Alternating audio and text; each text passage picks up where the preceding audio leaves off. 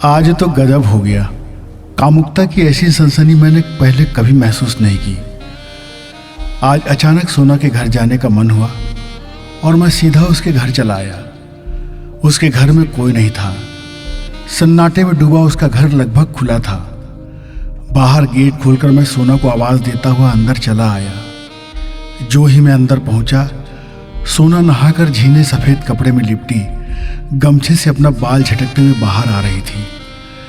सांवली देह की गठीले और गुदाज अंगों वाली सोना का अंग प्रत्यंग उस महीन कपड़े से बाहर आ रहा था। उन पर से मेरी नज़र पल भर भी नहीं हटना चाह रही थी। मैं बेसुध हुआ जा रहा था और उस वक्त मेरी काम वासना ने मुझे निर्लज्ज कर दिया था। मैं सोना को बस घूर रहा था। मेरी निगाह उसके हर अंगों और उसकी हरकत पर थी। मैं उसे देख रहा हूँ, ये उसे भी स्पष्ट आभास हो रहा था, लेकिन शायद उसके भीतर की आग भी उसे इस तरह अपने कपड़े के प्रति लापरवाह बना रही थी। उसने बहुत मधोशी से कहा, आइए बैठिए। मैं यंत्र की तरह सोफे पर बैठ गया। वो मेरी ओर घूमकर अंदर चली गई। मैं उसे पीछे से देख रहा था और अब मेरा धैर्य जवाब देने लगा। मैं उठ खड़ा हुआ और सोना जिस कमरे में गई थी मैं वहाँ चला आया। सोना कपड़े बदल रही थी और मैं उसके सामने खड़ा उसे कपड़े बदलता हुआ देख रहा था। उसे मेरी इस हरकत पर कोई आपत्ति नहीं थी। वो ऐसा करते हुए मुझसे पूछने लगी, कैसे आना हुआ? इधर का रास्ता कैसे भटक गए श्रीमान? मैं कुछ भी नहीं बोल पाया और धीरे धीरे उसके बेहद करीब चला आया।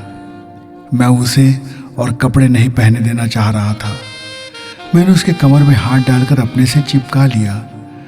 उसकी नर्म देह और नहाई हुई ठंडी त्वचा का स्पर्श पाकर मैं मदहोश हो गया। मैं उस पर चुम्बन की बौछार करने लगा और मेरे हाथ उसकी पीठ पर चल रहे थे। उसने भी अपने हाथ का घेरा बनाकर मुझे अपने से लपेट लिया। हम बहुत देर तक इसी तरह लिपटे रहे और एक दूसरे की आंखों में खो गए, लेकिन मैं किसी भी सूरत हाल में अपनी हद पार नहीं करना चाहता था। सोना भी समझती थी कि हम बस इसी सीमा तक मिले तो ही अच्छा। एक उम्र के बाद ऐसी परिपक्वता आ ही जाती है जब चरम उत्कर्ष में भी संयम का बांध नहीं टूटता। सोना और मैं अपनी अपनी हद को अच्छी तरह से समझते थे। मैं उसे देर तक सीने से लगाए रखा। मैं सोना के साथ बेहद रोमांटिक लम्हे बिताकर लौट आया, लेकिन इस घटना का कुछ ऐसा असर हुआ कि आज रात जब मैं अपने बिस्तर पर था तो अपनी जीवन संगनी जो मेरा सब कुछ थी, जिसे प्यार करके मैं अपनी दुल्हन बनाकर लाया था, शैल के साथ मेरे लम्हे बहुत बेहतरीन गुजरे। शैल को भी मेरे इस व्यवहार से बेहद सुकून महसूस हो रहा था, लेकिन मैं उसे इन हरकतों के बारे में भूल कर भी नहीं बता सकता था। मैं शैल को देर तक प्यार करता रहा और सोचता रहा कि सोना के साथ मेरे इस रोमांटिक रिश्ते का क्या कोई भविष्य है। सोना से मेल मुलाकात बढ़ने के बाद मेरी ज़िंदगी में रौनक आ गई थी, लेकिन इस रिश्ते का कोई भविष्य नहीं था। मतलब इसे हम किसी अंतिम परिणति तक नहीं ले जा सकते थे। ये बस वर्तमान के सुख पर आधारित था, इसलिए इसे दोस्ती तक ही समेट कर रखना हम दोनों के भले के लिए ज़रूरी था। लेकिन हमारा सारा विवेक और संयम धरा रह जाता है जब सेक्स की भूख अपने आप बढ़ने लगती है। मुझे लगता है कि हर आदमी के दिमाग में आधे से ज़्यादा समय तक सेक्स का ही ख्याल रहता है और बाकी समय वो अपने रोजी रोजगार और बाकी रिश्तों के बारे में सोचता है। हमारे रिश्तों में आए ठंडेपन को शैल भी महसूस कर रही थी। उसने महसूस किया कि कोई दूसरा दोस्त नज़दीक हो तो मूड कुछ अलग तरह का होता है। शैल कपिल के साथ दोस्ती करके बहुत अच्छा वक्त गुजार रही थी। कपिल की आहट अच्छी थी। उसके जिस्म से लिपट कर शैल अपनी सभी परेशानी भूल जाती थी। दोस्तों, ये भागता शहर है। इसे रुककर किसी की ओर देखने की फुर्सत नहीं। ये तभी कुछ देर के लिए रुकता है जब कोई हादसा हो जाए, यानी कि मर्डर, दुर्घटना या कोई आंदोलन। ये फिर दौड़ पड़ता है। इसकी चौड़ी सड़कें टहलने के लिए नहीं बनी हैं, ये तेज़ रफ्तार गाड़ियों के लिए है। लोग जल्दी से जल्दी पहुंचना चाहते हैं। कहाँ पहुंचना है ये वे भी नहीं जानते।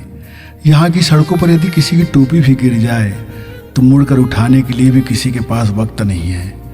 कहाँ भाग रहे हैं ये लोग? ये मोटर गाड़ियाँ, ये धुआं उगलते कारखाने और बाजार के लुभावने उत्पाद, इनकी भूल भुलैया में आदमी सही रास्ता नहीं पहचान रहा। लोग सिर्फ और सिर्फ पैसे बटोर रहे हैं और ये जुनून सभी रिश्तों पे भारी पड़ रहा है। शैल, मैं और सोना, हम सब अपने अपने सफ़र पर थे, लेकिन हम जुड़ना चाह रहे थे। हम एक तरह के सुकून की तलाश में थे जिसे हमने पास रहकर महसूस किया था, और अब अलग अलग तरीके से सुख की तलाश में थे। क्या रिश्ते भी ठंडे और बासी हो जाते हैं? हमारी ज़िंदगी में तो ऐसा ही लग रहा था। उसे ताज़ा कैसे बनाए? और इनमें ताजगी भी तो चोरी छिपे ही आ रही थी। उजागर हो जाने पर ये कुछ भी नहीं रह जाएगा। शैल मुझसे लिपटकर अपने दोस्त कपिल का ख्याल करती थी और मैं शैल से लिपटकर सोना के ख्याल में रहता। क्या था ये सब, और क्यों दूसरों की कल्पना से हमारे ठंडे रिश्तों में जान आ रही थी? यही तो अजीब रिश्ता है।